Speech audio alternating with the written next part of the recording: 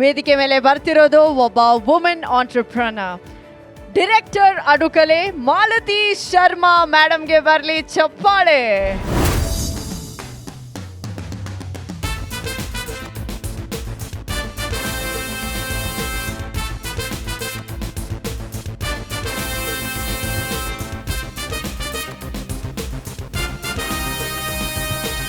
South ಇಂಡಿಯಾದ food ಟೇಸ್ಟೇ ಬೇರೆ.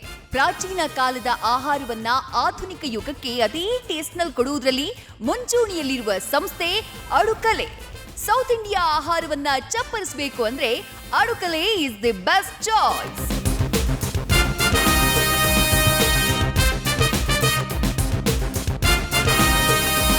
ಕೋಡ್ಬಳೇಸ್, murukkus, mixtures, masala nuts, chaklis ಮತ್ತು ದೋಸೆ, ಇಡ್ಲಿ, ಪೋಹಾ, ಉಪ್ಮಾದ ಇನ್ಸ್ಟೆಂಟ್ ಮತ್ತು ಟ್ರೆಡಿಷನಲ್ ಸ್ವೀಟ್ ಮಿಕ್ಸ್ ಕೂಡ ಮಾರುಕಟ್ಟೆಯಲ್ಲಿ ಲಭ್ಯ ಇದೆ. ಬೆಂಗಳೂರಿನಲ್ಲಿ 19 ಸ್ಟೋರ್ಗಳಿದ್ದು ಮೈಸೂರಿನಲ್ಲೂ ಅಡುಕಲೆ ಬ್ರಾಂಚಸ್ ಇದೆ.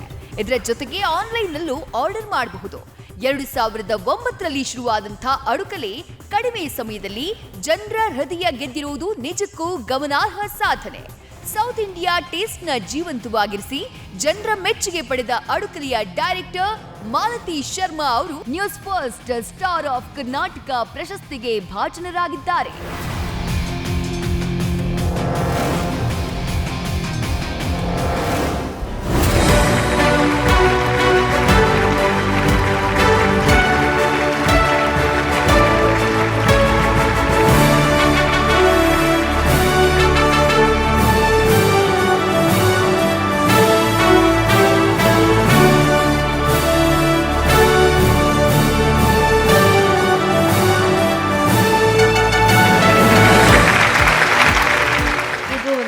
ಭಾವನಾತ್ಮಕವಾದ ಸನ್ನಿವೇಶ, ನಮ್ಮನ್ನು ಕರ್ನಾಟಕದ ತಾರೆಯರನ್ನಾಗಿಸಿದ ಸನ್ನಿವೇಶ. ಇಂತಹ ಒಂದು ಸುಸಂದರ್ಭಕ್ಕೆ ಸದವಕಾಶಕ್ಕೆ ಕಲ್ಪಿಸಿಕೊಟ್ಟ ನ್ಯೂಸ್ ಫಸ್ಟ್ ಚಾನಲಿನ ಎಲ್ಲರಿಗೂ ನಮ್ಮ ಅಡುಕಲೆ ಟೀಮಿನ ಪರವಾಗಿ ಧನ್ಯವಾದಗಳನ್ನು ಹೇಳೋಕ್ಕೆ ಇಷ್ಟಪಡ್ತೀನಿ.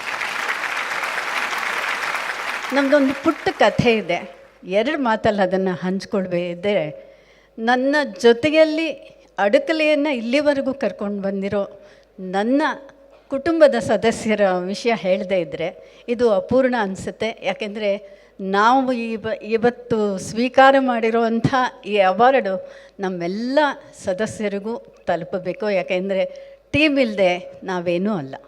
ನಮ್ಮ ಅಡುಕಲೆ ಶುರು ಮಾಡಿದ್ದು ಒಂದು ಆಕಸ್ಮಿಕ, ಒಂಥರ ಹುಡುಗಾಟ, ಟೈಮ್ ಪಾಸ್ ಅಂತೀವಲ್ಲ ಹಾಗೆ. ಆದರೆ ಅದಕ್ಕೊಂದು ಹಿನ್ನೆಲೆ ಇತ್ತು. ಮಕ್ಕಳು ಇಲ್ಲಿಂದ ಹೊರದೇಶಕ್ಕೆ ಹೋದಾಗ ಮುಖ್ಯವಾಗಿ ಅವರು ಪರಿತಪ್ಪಿಸೋದು, ಹಪ್ಪಹಪ್ಪಿಸೋದು ಮನೆ ಊಟಕ್ಕೆ, ಮನೆ ಪ್ರೀತಿಗೆ ಹಂಬಲಿಸ್ತಾರೆ. ಅದನ್ನು ಮುಖ್ಯವಾಗಿ ಊಟ, ಆ ಊಟನ ಸರಿಯಾಗಿ ಅವರಿಗೆ ಸಿಗೋ ಹಾಗೆ ಮಾಡಿಬಿಟ್ರೆ ಅವ್ರಿಗೆ ನಿಜವಾಗ್ಲೂ ಹೋಮ್ ಸಿಕ್ನೆಸ್ ಬರೋದೇ ಇಲ್ಲ. They don't feel homesick at all. ಇದು ನಮ್ಮ ಅನುಭವ ಕೂಡ. ನಾವು ಒಂದು ಪುಟ್ಟ ಕೋಣೆಯಲ್ಲಿ, ನನ್ನ ಮನೆಯ ಪುಟ್ಟ ಕೋಣೆಯಲ್ಲಿ ನಾವು ಅಡುಕಲೆ ಆರಂಭ ಆಗಿದ್ದು.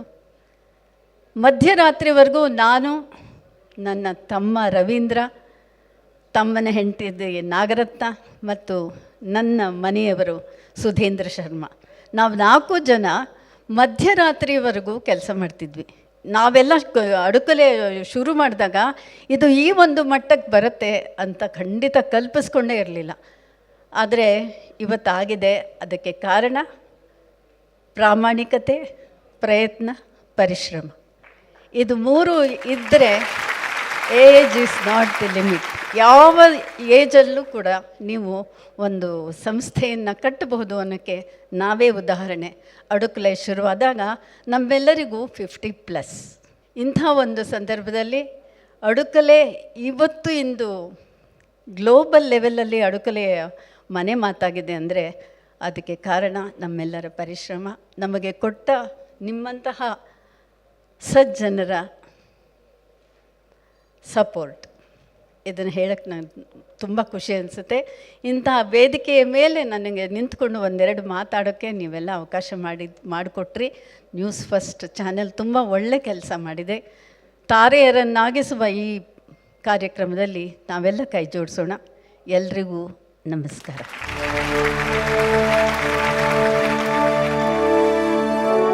ಅಮ್ಮ ಇಲ್ಲಿ ಬನ್ನಿ, ಒಂದು ನಿಮಿಷ ಬನ್ನಿ ಇಲ್ಲಿ. ನೀವು ಹೀಗೆ ಸುಳ್ಳು ಹೇಳಿದ್ರೆ ಸರಿ ಇರೋದಿಲ್ಲ.